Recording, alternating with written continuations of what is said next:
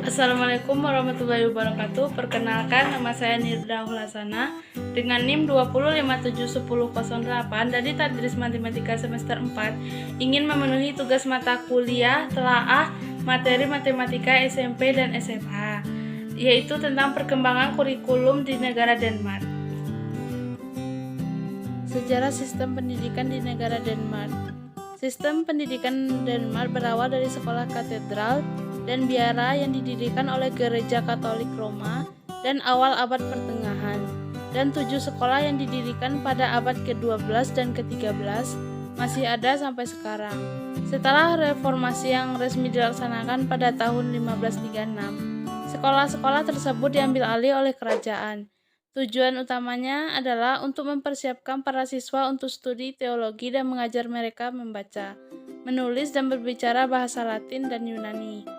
Pendidikan dasar yang populer pada waktu itu masih sangat primitif, tapi pada tahun 1721 didirikan di seluruh kerajaan sebuah sekolah kavaleri.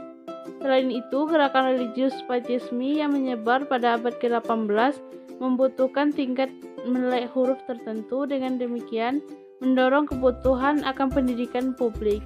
Pemikiran filantropis dari orang-orang seperti Rousseau juga membantu memacu perkembangan pendidikan yang terbuka untuk semua anak.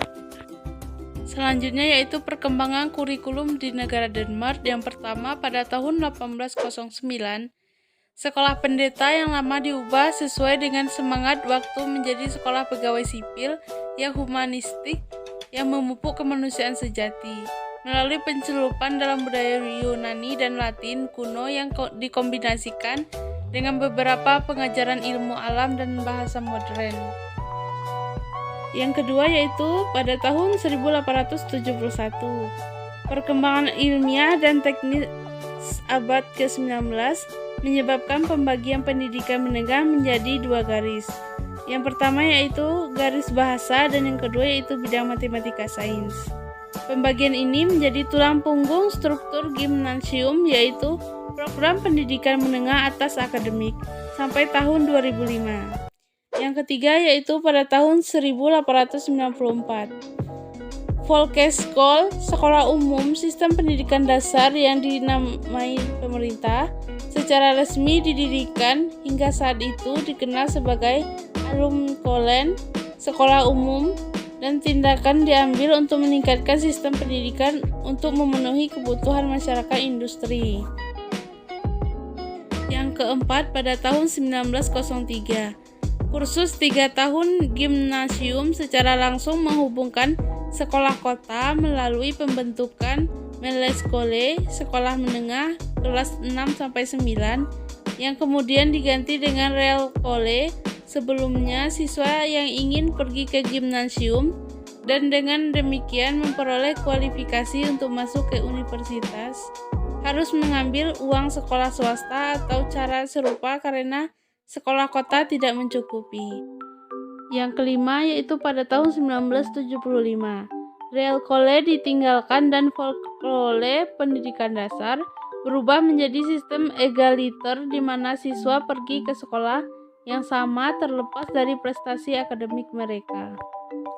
Yang keenam yaitu tahun 2003 sampai sekarang. Sistem pendidikan Denmark mengikuti model 2 siklus yang sama dengan negara-negara Eropa lainnya.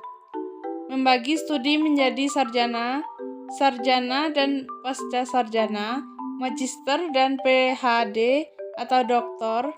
Sistem ini berfungsi untuk memfasilitasi dan mendorong mobilitas internasional di Eropa karena kualifikasinya secara di semua negara yang terlibat dalam perjanjian Bologna.